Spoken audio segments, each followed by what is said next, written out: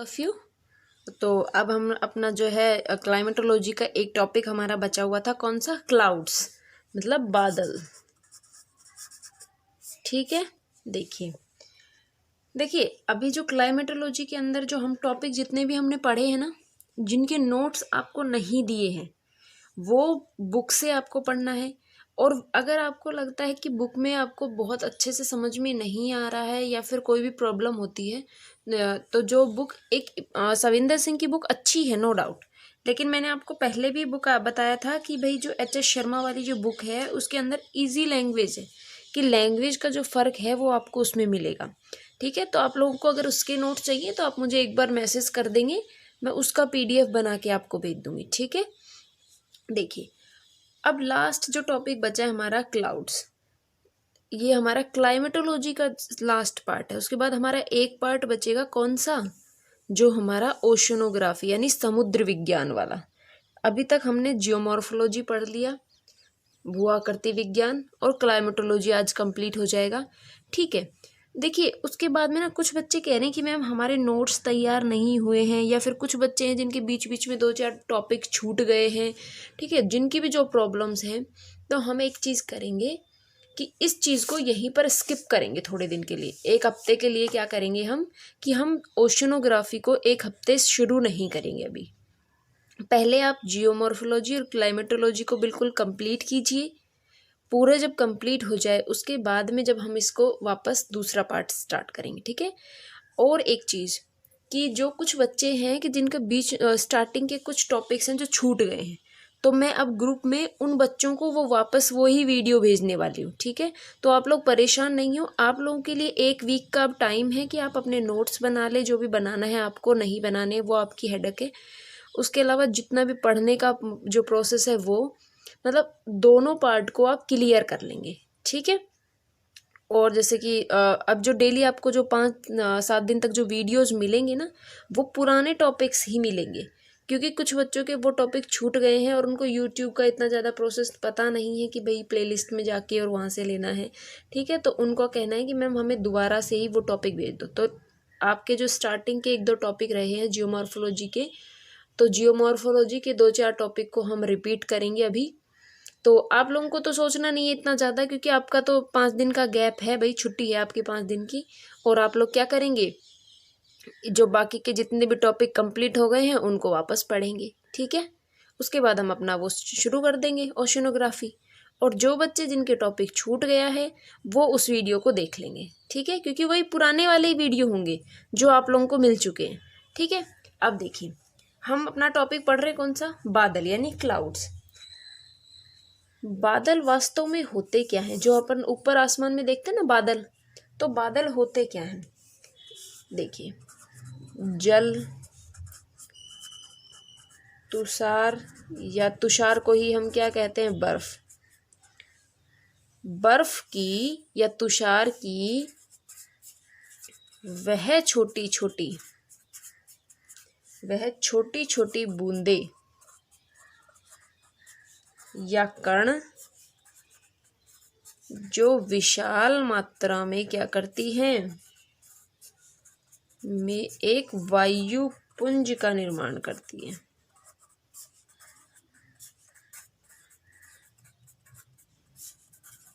Clear हुई चीज? देखिए बादल क्या होते हैं? बादल आप आसमान में ऊपर देखते हैं, हम कहते हैं कि आज तो बादल छा रहे हैं, मतलब बारिश होने वाली है। आज बादल साफ हैं, ठीक है, मतलब बारिश नहीं होगी। वास्तव में ये बादल होते क्या हैं? देखिए ऊपर क्या होता है कि जो हमारा वाष्पीकरण होके जो जाता है ना जल, तापमान बढ़ता है, तापमान से जो वाष्पीकृत होकर जो जल ऊपर चला जाता है, तो उसमें जल की बूंदें तो होती हैं। तो वो जब जल या तुषार या बर्फ, जब इसकी छोटी छोटी बूंदें या जो कण होते हैं वो एक बहुत बड़े क्षेत्र, मतलब ये आपस में जुड़ जाती हैं बूंदें, और जब ये आपस में जुड़ के एक बहुत बड़ा वायुपुंज का निर्माण करती है, तो उसे हम क्या कहते हैं? बादल कहते हैं। सिंपल भाषा में समझिए, जल की बूंदें, आपने देखा कि समुद्र था और वहाँ से क्या हुआ, तापमान बहुत ज़्यादा बढ़ा, वाष्पीकरण हुआ, और भाई जो जल, अब देखो वाष्पीकरण होता है तो जल कम हो जाता है, वो भाप बन के ऊपर उड़ता है। भाप बन के जब ऊपर उड़ेगा तो उसको ऊपर जाता है तो वायुमंडल में उसको ज़्यादा आयतन मिलता है। आयतन मतलब वो फैल ज़्यादा सकता है, जिसकी वजह से वो क्या हो जाता है, ठंडा हो जाता है। और ठंडा हो जाता है फिर औशांक बिंदु तक उसका वो पहुंच जाता है टेम्परेचर, और उसके बाद संघनन का प्रोसेस होता है और हमारे यहाँ बारिश होती है। क्लियर हुई चीज़। लेकिन बादल में क्या होता है कि जब ये छोटी छोटी बूंदें, जो पानी की जो बूंदें या बर्फ़ की जो छोटी छोटी बूंदें या कण जो होते हैं वो आपस में जुड़े होते हैं और एक विशाल वायुपुंज का निर्माण करते हैं। किसका? एक विशाल वायुपुंज, मतलब एक विशाल, एक जैसे हमें बादल दिखते हैं ना, उस आकृति में इसका निर्माण हो जाता है, तो उसको हम क्या कहते हैं? बादल कहते हैं। क्लियर हुई ये चीज़? ठीक है भाई। अब देखिए बादलों का जो वर्गीकरण किया गया है वो किस प्रकार से किया गया है। क्लासिफिकेशन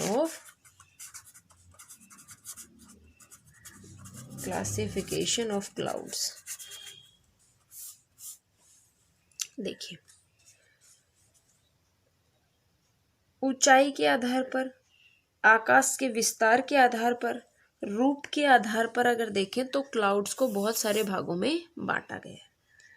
1932 में 1932 में एक अंतर्राष्ट्रीय विभाजन हुआ।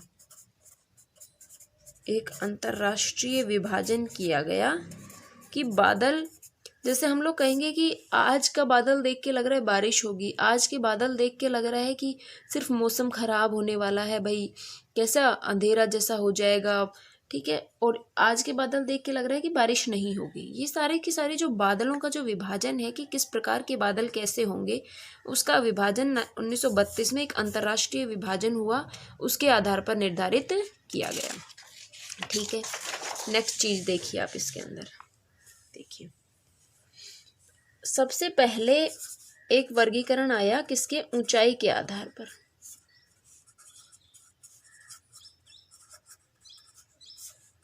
ऊंचाई के आधार पर। अब देखिए ऊंचाई के आधार पर वर्गीकरण। पहला अधिक ऊंचे यानी ऊंचे बादल, दूसरा मध्य ऊंचाई वाले बादल,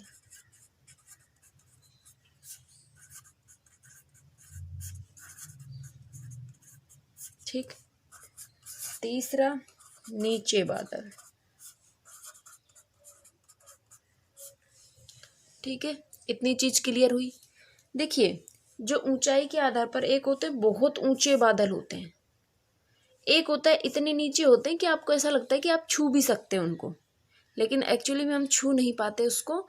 लेकिन ऐसा नहीं लगता कि बहुत नीचे है आज बादल। इस प्रकार से बहुत ऊंचाई पे भी होते हैं और मध्यम ऊंचाई पे भी।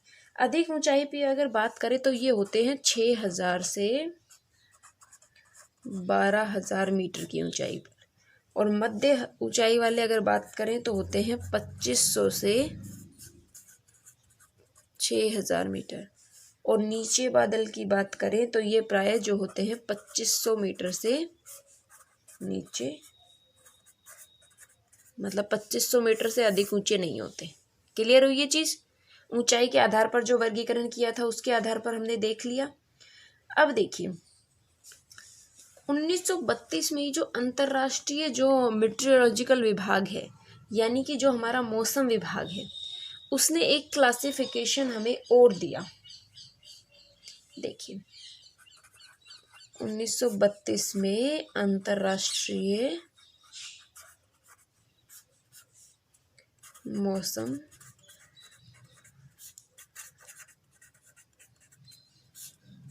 अंतर्राष्ट्रीय मौसम विभाग समिति के द्वारा एक क्लासिफिकेशन बादलों का और दिया गया, जिसमें ऊंचाई, फैलाव, रंग और सबके आधार पर मिलाकर कितने प्रकार बताए? 10 प्रकार के बादल हमें बताए कि बादलों के 10 प्रकार होते हैं।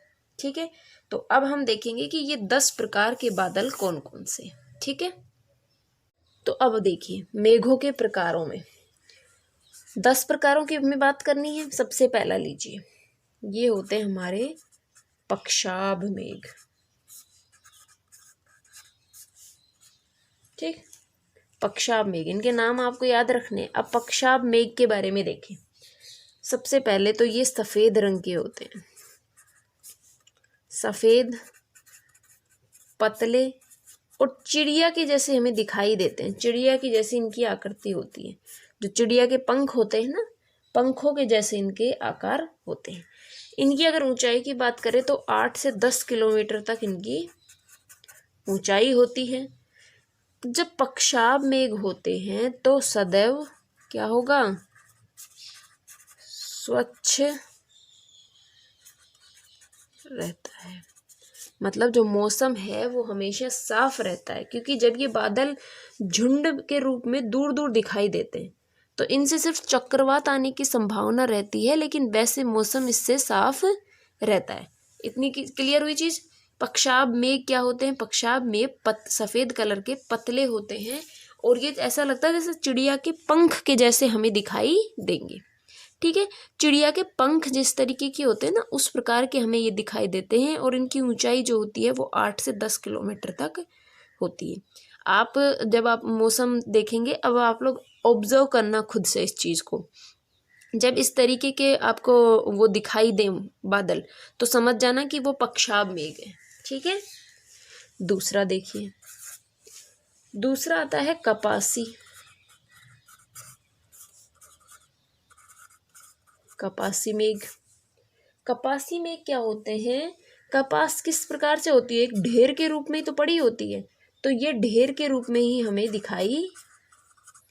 ढेर के रूप में दिखाई देते हैं और इनका जो आधार होता है वो सम होता है। और ये क्या करते हैं, देखो ढेर होता है तो ये हमें फूल गोभी के जैसे दिखाई देते हैं। फूल गोभी कैसी दिखाई देती है, उसी प्रकार के ये दिखाई देते हैं। इतनी चीज क्लियर हुई। ऊंचाई देखिए, इसकी औसत ऊंचाई की अगर बात करें तो 3 किलोमीटर तक इसकी ऊंचाई होती है। और इसमें जो है साफ मौसम का आभास होता है हमें। इसमें भी मौसम क्या होता है, साफ होता है।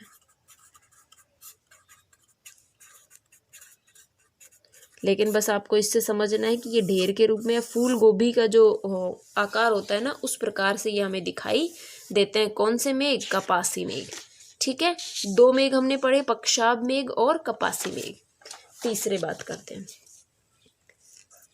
तीसरा आता है हमारा स्त्री मेघ। एक मिनट, स्त्री मेघ। स्त्री मेघ मतलब समझ रहे हैं कि ये लेयर्स के रूप में होते हैं। जब लेयर्स के रूप में होंगे तो ये क्या होंगे, सबसे नीचे होंगे, मतलब ये निम्न ऊंचाई वाले बादल होते हैं। ठीक, ये क्या करते हैं, ये चादर की भांति हमें नीचे पर लटकते हुए दिखाई देते हैं। जो ये स्त्री मेघ होते हैं ये लटकते हुए दिखाई देते हैं। आप इस चीज को देखना, जब भी आपको ऐसा, जब आप छत पे जाएं या कैसे भी जाएं, तो आप लोग ऑब्जर्व करना इस चीज को कि जिस प्रकार की आकृति आपको दिखाई दे रही है उसी प्रकार से आप लोगों के सामने ये मेघ बने हुए मिलेंगे आपको। अगर मान लीजिए चिड़िया के पंख की तरह दिखाई दे, चिड़िया के पंख मतलब इस प्रकार से, इस प्रकार से अगर दिखाई दे। उसके बाद कपासी मेघों की अगर बात करें, कपासी मेघ में क्या होगा कि भाई आपको कैसे दिखाई देने लगेगा, फूल गोभी की तरह यूं दिखाई देगा।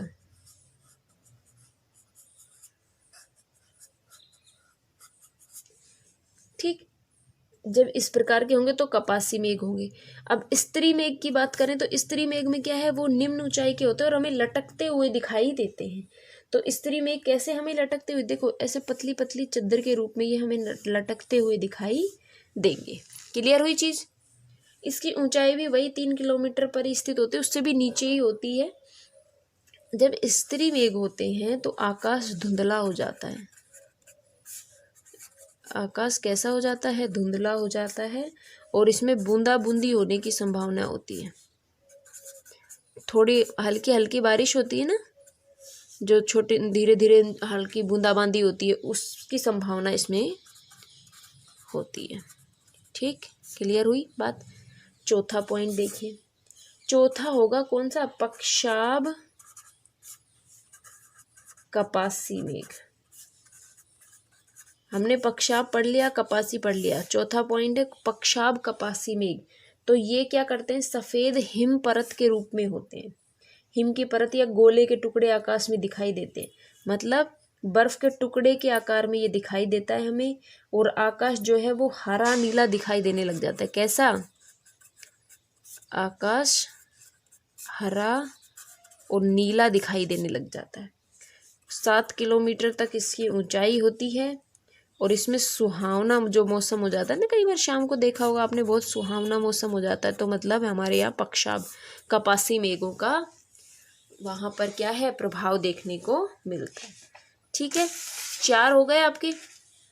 5वां देखिए, 5वें में क्या आएगा? पक्षाब स्त्री मेघ।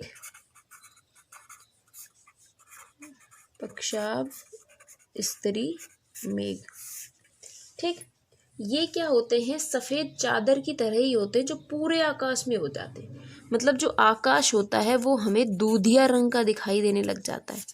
हमारे घरों में जो है काफ़ी एजड जो मतलब हमारे बुजुर्ग हैं, वो कहते रहते हैं कि आज तो दूधिया अंबर हो रहा है, कहते हैं ना। तो वो जब होता है तो वो पक्षाब स्त्री मेघ होते हैं, और 6 किलोमीटर तक इनकी क्या होती है? हाइट होती है।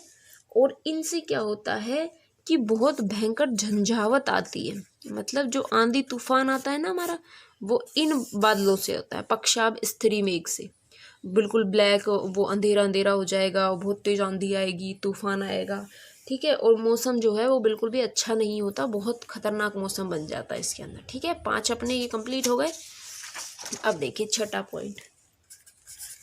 छठा आता है मध्य कपासी।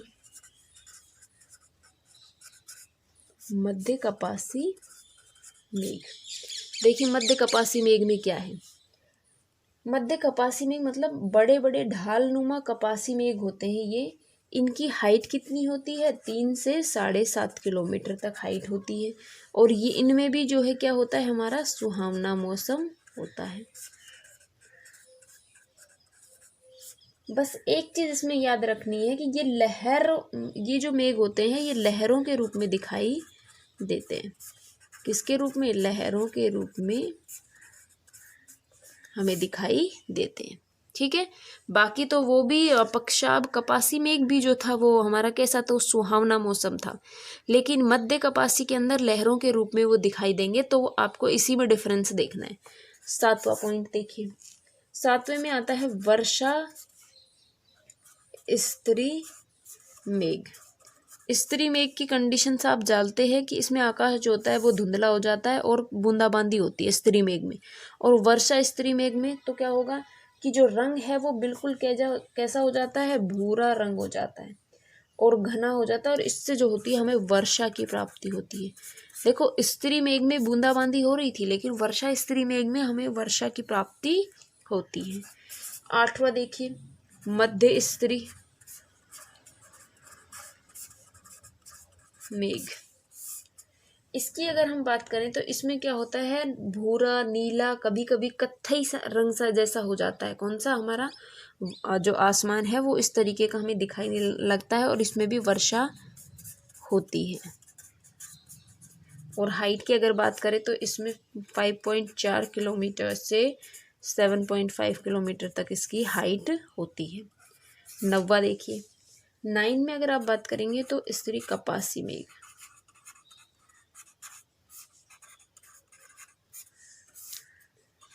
और स्त्री कपासी मेघ में क्या होता है कि जो इनका जो बादलों का जो रंग होता है वो सलेटी रंग का हो जाता है। तो यहीं से आप पहचान लेंगे, जब सलेटी रंग के आपको बादल दिखाई दे तो वो कैसे होंगे? स्त्री कपासी मेघ हमें दिखाई देंगे। और इनकी जो हाइट होती है वो 2.4 किलोमीटर के आसपास होती है। ठीक। और भाई इसमें अगर वर्षा की इसमें संभावना होती है, वर्षा की संभावना। क्लियर हुई इतनी चीजें? अब देखिए 10वां देखते हैं हम इसके अंदर। 10वां कौन सा पार्ट है? 10वां जो भाग है वो है कपासी वर्षा मेघ। हमने पढ़ा था कपासी मेघ में, हमने क्या पढ़ा था? कपासी मेघ कैसे होते हैं कि ये फूल गोभी के जैसे हमें दिखाई देते हैं और साफ मौसम होता है। लेकिन कपासी वर्षा मेघ में क्या होगा कि मेघों की बहुत विशाल राशि होगी। मैंने बताया था ना, बहुत ढेर होता है इसके अंदर कपासी मेघ में। और जब ये किसी चोटी पर या किसी पहाड़ी के बुर्ज जो होते हैं उनकी भांति ये उठती हुई नज़र आती है। और जो इनका आधार जो होता है वो चपटा हो जाता है। और इस वाले इसमें क्या होता है, बादल गरजते हैं। जो बादल गरजते हैं ना, बिजली जो गरजती है, बिजली गरजती है इसके अंदर। हाइट की अगर बात करें तो 2.4 से 8 किलोमीटर तक इसकी ऊंचाई होती है।